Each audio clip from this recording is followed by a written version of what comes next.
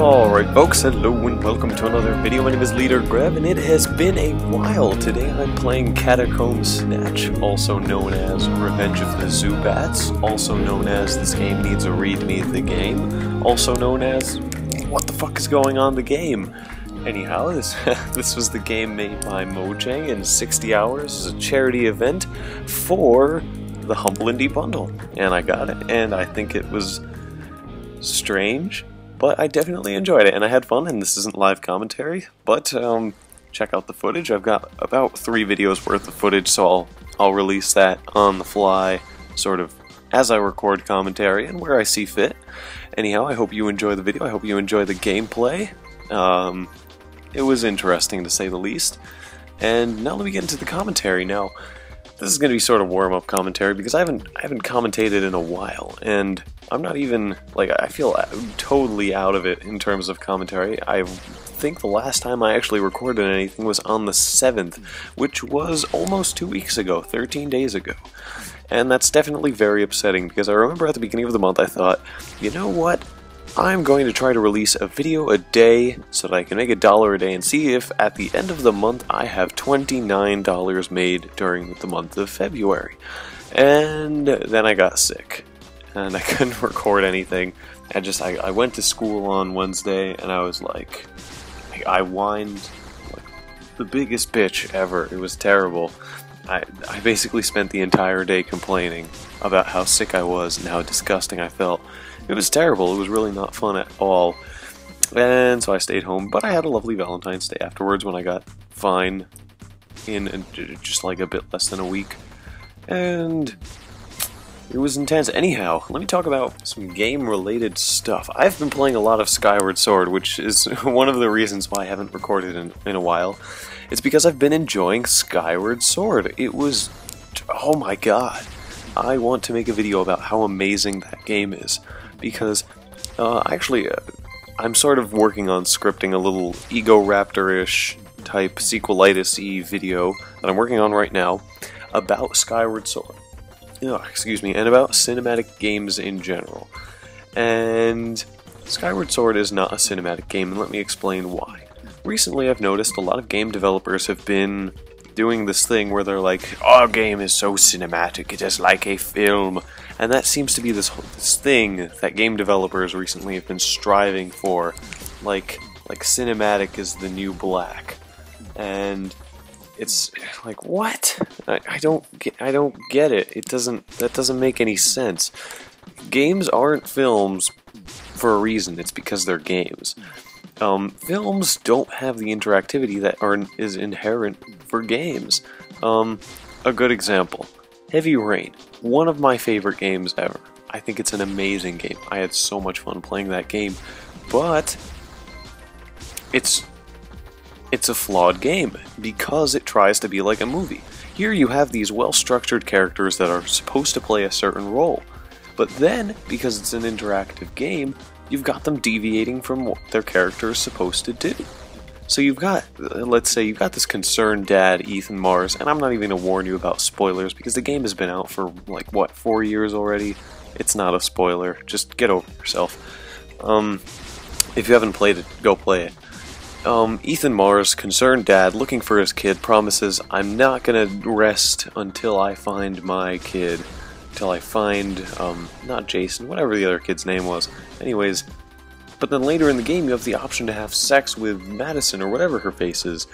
And that's not looking for your son. That doesn't help you on your search for your son at all. So this interactivity ruins the character. It's like you're supposed to be one thing, but then you're this other thing that doesn't coincide with what the game is trying to make you do. And it's because of this urge to be cinematic. It doesn't make any sense. I don't get it. Skyward Sword, on the other hand, takes all of that and just tosses it out the window. It says, I am a game and I am proud of being a game. Even without conventional dialogue in terms of voice actors. It takes the time. It takes the first, like, 40 minutes of the game, which would be just about, like, half of a movie, to establish the characters, establish why you're doing what you're doing, to establish a relationship with other characters. By the end of those 40 or 50 minutes, you think you know who your main antagonist is. we got this fellow named Groose. You know his intentions, you know who he is, you know him as a character.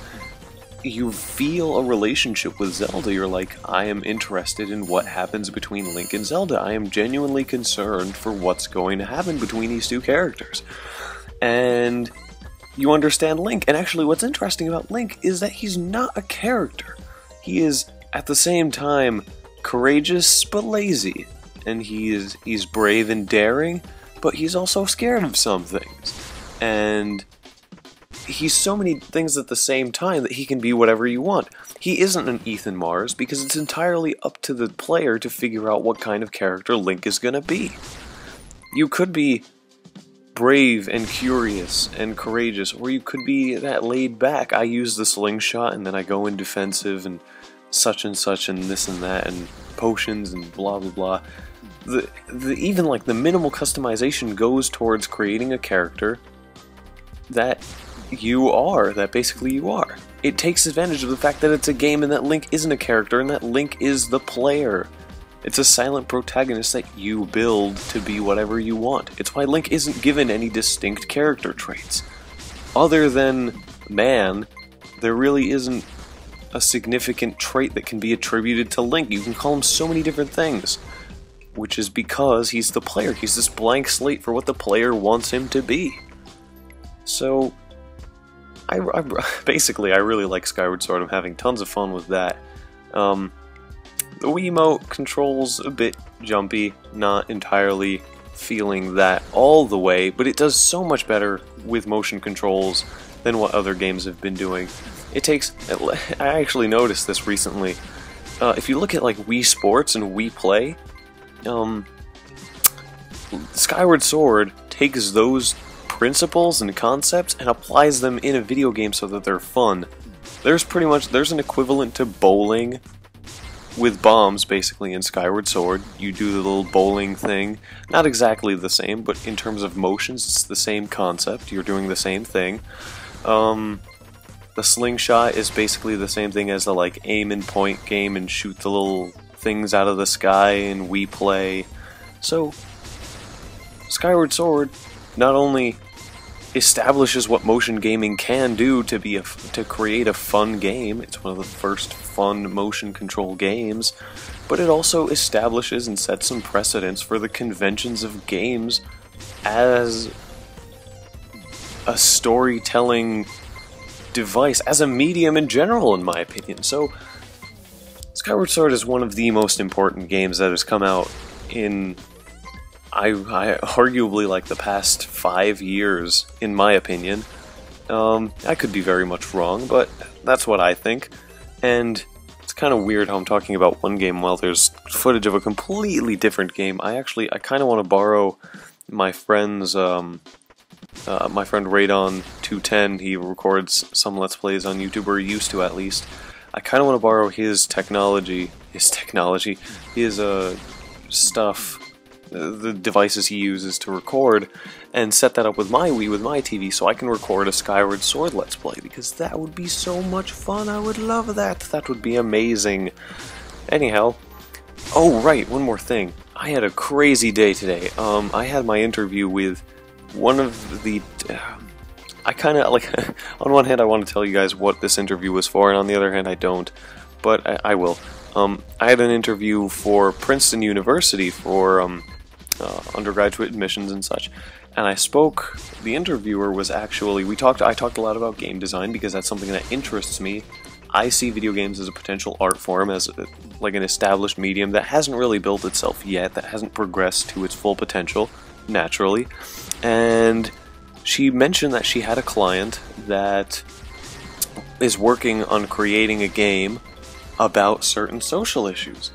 And she explained this game as like, you can play as a veteran who comes home from the war and can't find a job and you have to buy him clothing, or you can play as a child who is underfed or a survivor of domestic abuse. And I thought, this is so boring. This is such a boring game idea. And I actually told her, and I said, you know what, honestly, that sounds like a fairly boring game idea. And I thought about all the successful, meaningful games in the past while that have come out. BioShock, The Binding of Isaac, Braid. And I realized that none of those games, their strengths were in the fact that they kept their meaning somewhat hidden. Where you had to, if you were interested in it, you thought, hey, I want to look this up, I want to find out what the developer meant, I want to Google this, I want to look this up, this is interesting, this catches my attention. And that's what happened. So she actually said, we talked about that for a while, and we talked about how the method that these developers seem to be following, or this company seemed to be following, wouldn't be particularly effective, and she said she'd get me in contact with them, which is pretty interesting. The prospect of being a game design consultant or something along those lines is pretty exciting. And I also brought up a friend of mine who is studying game development or something along the lines of game development in Kansas, and she said I could get him in touch with those people too, which I'd have to talk to him about that, but that's a very cool prospect. And I'm eagerly awaiting her email with all of that contact information, but who knows what'll come of that. Anyhow, that was really, really exciting. Totally excited for what that'll bring. If I don't get into Princeton, but I do get this, but I am somehow involved in this game design project, I don't care. I will be happy. That will be good. Anyhow, not really sure what else to say. I had some ideas, but I don't really want to get into a new political discussion just right now in this video, because it is kind of saturated already with stuff that I've talked about. So maybe in the next video I'll talk about what it is I wanted to talk about. Anyhow, thanks a lot for watching. I'm sorry that I've been away for so long, and have a nice day.